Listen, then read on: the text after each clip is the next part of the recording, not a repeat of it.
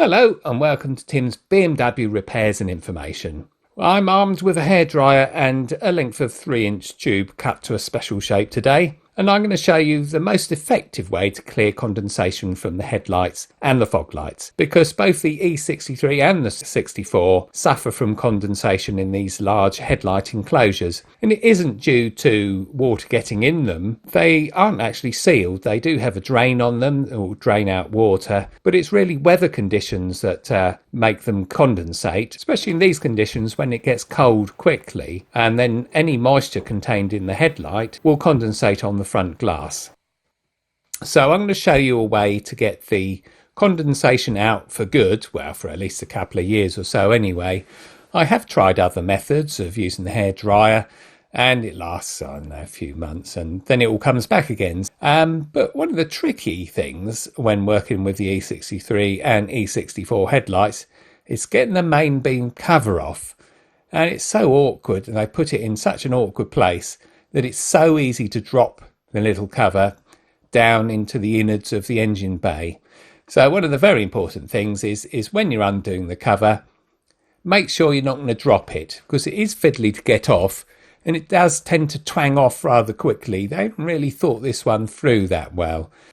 So yeah, we just get the cover off, and then what this bit of cardboard tube is a 3-inch diameter posting tube, the sort you get from a post office or hardware store, whatever, and you just saw a bit of it off.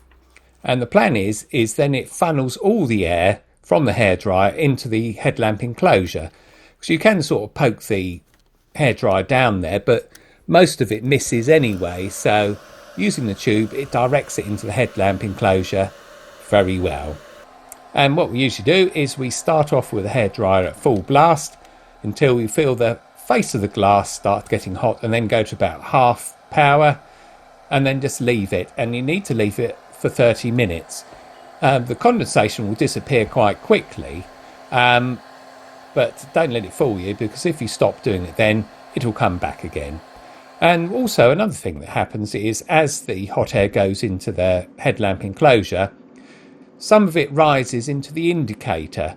And what you'll also find is that as the headlamp dries out, and it'll seem to dry out almost immediately, a few minutes, the indicator will start showing condensation, and that's because the hot air has gone onto a colder surface, which is the indicator. And what we generally do is we leave the hairdryer in position for about 20 minutes, and then we pop the hairdryer out and heat up the outside of the indicator until all the condensation's gone, and then stick the hairdryer back in the tube again and leave it another 10 minutes. And using that method has worked very well for the last couple of years. I'm very pleased with that, and the condensation doesn't come back, because it looks absolutely awful with the condensation. So anyway, fog lights, they have a little rubbery tube on one side. Well, first of all, you've got to ping off the surround. You can do it with anything, but I'm just using a plastic implement in this case, and it sort of twangs it off rather quickly and shoots off, and then you need to clean it up and put it to one side. And in my case, I've got a false widow spider in there, and they can bite you, but not harming me, so I leave him alone. Anyway, the rubber tube is a strange affair. It's a sort of T-shaped thing with a bend on the end, and the best way to get them out is to pinch them, and you pinch them really hard. And the reason you do it pretty hard, because if you drop it, it'll go inside, and that means you then have to get a car up on ramps and get them from underneath and so on. So what I do is I pinch them really hard, they're very rubbery, and just keep pinching them and pull them out of the aperture, and there we go, a strange T-shaped bit of rubber tubing. It's most peculiar all round. Anyway, for doing the fog lights, what we do first of all is we heat up the front of the plastic lens until all the condensation's moved out, and then we put the hairdryer on the side, and we can leave it like that for a while at sort of half power. It is plastic, of course, so don't have a hairdryer that's going to actually melt it. Don't use a hot air gun or anything like that, because it will melt. Anyway, we can leave that one going and then get on and do something else. While I'm here, we might as well give them a quick polish, because they plastic lenses and they do get damaged. by grit on the roads and so on. So all we need to do is we use 3M's headlight rejuvenating kit, and it's available everywhere. They get them from eBay. It's only a few quid, and it comes with a little doofer that you stick in your drill, and you can select different grades of paper on them. But what I'm doing today is just using the Trizact pad to start with, which is a very fine grade emery cloth, if you like, but it's a 3000 grit, so is really fine. And all that does is just take off the stone chips out of it. It dulls up the whole lens, and you think, why have I done this? I've ruined it, and so on.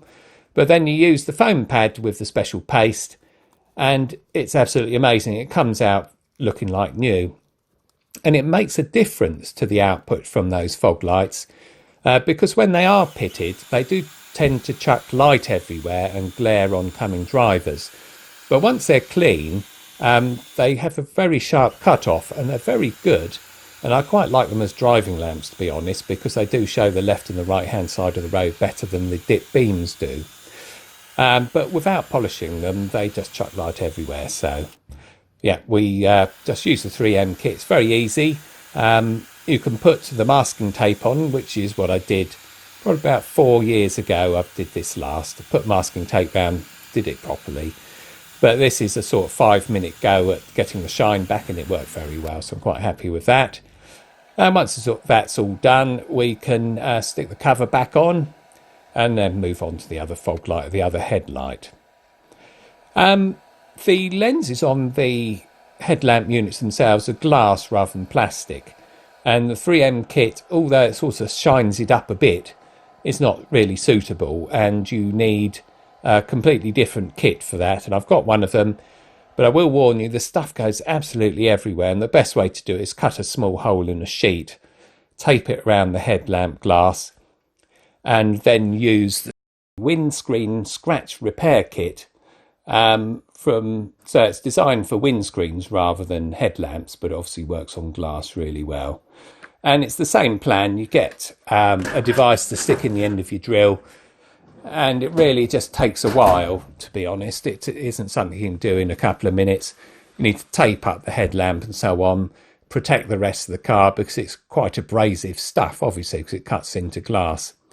And then really it's just a matter of working across the headlamp as much as you can. I've got photographs up here to show how I did it, and that was quite a few years ago, and it made such a big difference. I was really pleased with it. Use the hairdryer to get rid of the condensation, but expect to do it for at least 30 minutes per side, because although it looks good after 2 or 3 minutes, I can assure it comes back almost straight away.